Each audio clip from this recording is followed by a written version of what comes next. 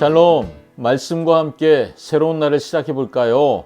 오늘도 함께 해주신 여러분 감사합니다. 기도하고 시작하겠습니다. 사랑하는 주님, 오늘도 말씀과 함께 새 날을 시작합니다. 하나님, 말씀과 함께 찾아오실 때 우리가 좀 더 지혜롭게 깨닫게 하시고 그리고 그 말씀에 믿음으로 반응하는 은혜가 있게 하여 주시옵소서. 예수님의 이름으로 기도합니다. 아멘. 아멘. 오늘은 누가복음 18장 15절부터 30절까지 말씀입니다. 듣고 오겠습니다.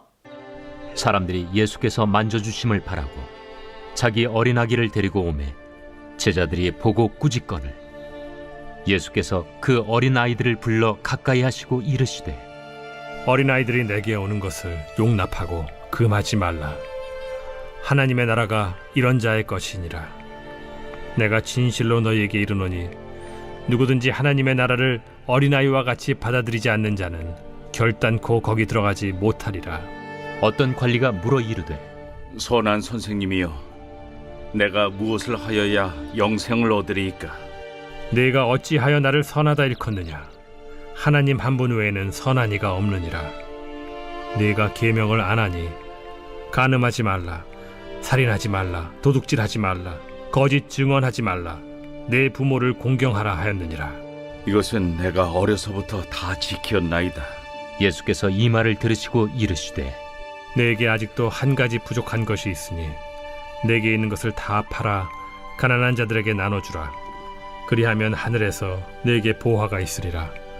그리고 와서 나를 따르라. 그 사람이 큰 부자이므로 이 말씀을 듣고 심히 근심하더라. 예수께서 그를 보시고 이르시되 재물이 있는 자는 하나님의 나라에 들어가기가 얼마나 어려운지 낙타가 바늘기로 들어가는 것이 부자가 하나님의 나라에 들어가는 것보다 쉬우니라 하시니 듣는 자들이 이르되 그런즉 누가 구원을 얻을 수 있나이까? 무릇 사람이 할 수 없는 것을 하나님은 하실 수 있느니라. 베드로가 여짜오되 보옵소서, 우리가 우리의 것을 다 버리고 주를 따랐나이다. 내가 진실로 너희에게 이르노니 하나님의 나라를 위하여 집이나 아내나 형제나 부모나 자녀를 버린 자는 현세에 여러 배를 받고 내세의 영생을 받지 못할 자가 없느니라. 아멘. 어제 우리가 그 마지막 부분에 예수님이 바리새인의 기도와 세리의 기도의 이야기를 통해서 우리가 보기에는 좀 더 종교적인 사람이 바리새인 같고 그의 기도가 응답될 것 같은데 그런데 정작 세리의 기도가 응답된다. 그런 이야기를 나누셨던 것을 우리가 기억합니다. 예수님은 계속해서 하나님 나라에 들어가는 사람이 누구인지를 말씀하고 계시는 거죠. 하나님 나라로 오신 예수님. 여기 있다 저기 있다 하는 것이 아니라 이미 너희 속에 있다 말씀하셨던 예수님. 내가 하나님의 나라다 말씀하신 거죠. 하나님의 나라로 오신 예수님, 그 예수님을 받아들인 사람들, 그 가르침대로 사는 사람들, 그들이 들어가는 나라가 하나님 나라라는 거죠. 이번에 예수님은 15절부터 17절까지는 어린아이가 예수님께 오는 것을 막지 못하게 하시죠. 어린아이가 하찮은 존재로 여겨지던 시대였습니다. 그래서 어린아이들을 막는 게 맞다고 생각했어요, 사람들은요. 그런데 예수님은 어린아이처럼 하나님 나라를 받아들여야 한다. 그래야 그 나라에 들어간다라고 가르치시잖아요. 여러분, 사람들이 높은 사람, 많이 배운 사람, 어른이 들어가는 나라라고 생각하는데 예수님은 어린아이 같은 마음, 어린아이 같이 받아들여야 들어간다라고 말씀하시는 거예요. 그러니까 이제 어린아이를 존중하는 어른들이 되어야 하는 거죠. 세상이 말하는 방식대로 살지 말고 하나님 나라의 방식대로 살아야 된다. 이런 가르침이죠.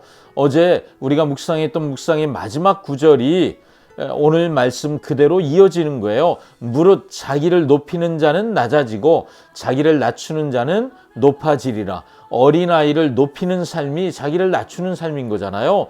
그것이 예수님의 가르치는 삶인 거예요. 18절에 어떤 관리가 등장합니다. 이 관리도 어린아이와 대조가 되죠. 그는 어떻게 하여야 영생을 얻을 수 있는지 정말 중요한 질문을 합니다.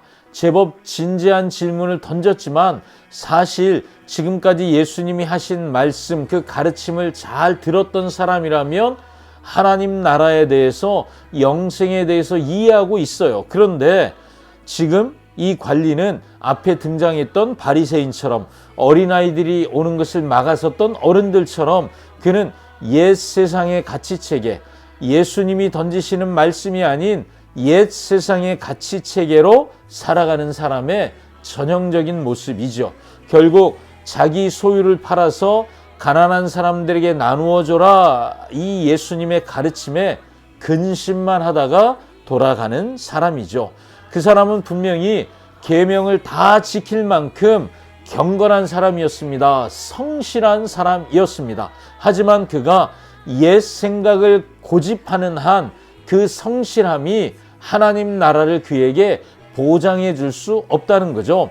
하나님 나라가 어른들의 모임이 아닌 것처럼 하나님 나라는 부자와 권력자들만 들어가는 모임이 아니라는 것입니다. 오히려 부자가 하나님 나라에 들어가는 것을 예수님은 낙타가 바늘귀로 들어가는 것보다 더 어려운 일이다 라고 말씀하십니다. 누가 이렇게 할 수 있겠나 라고 하는 질문에 베드로가 대답했죠. 우리는 다 버리고 예수님을 따랐습니다.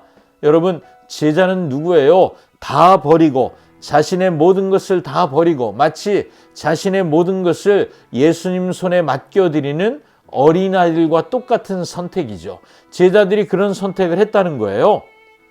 그런데 부자 관원, 이 젊은 관원은 어떻게 했습니까? 예수님께 자신의 모든 것을 맡기지 못하지요. 결국 어린아이와 대조되는, 제자들과 대조되는 사람이 이 관리인 것입니다. 그렇게 자신의 것을 포기하지 못한다면 지금 현세에서도 여러 배를 받고 영생에 이르지 못할 사람이 아무도 없다. 이것이 자기 것을 다 드린 사람이잖아요. 못 드린 사람은요. 그러면 현세에서 받을 것이 없고 영생에 이르지 못할 것이다. 이런 말씀이겠죠. 그래서 오늘 묵상을 마무리하며 우리가 이 묵상을 나에게 적용한다면 그러면 이런 질문이 가능할 것 같아요. 나는 어느 편인가? 예수님이 말씀하시는, 대조에서 말씀하시는 바리새인과 세리, 어린아이와 어른들, 또 모든 것을 버리고 따르는 제자들과 자기 재산을 버릴 수 없어서 떠나는 젊은 관원, 여러분 다 대조되잖아요. 하나님 나라에 속한 사람들이 분명해지죠. 그렇다면 우리는 어느 편입니까? 여러분 어느 편에 계십니까?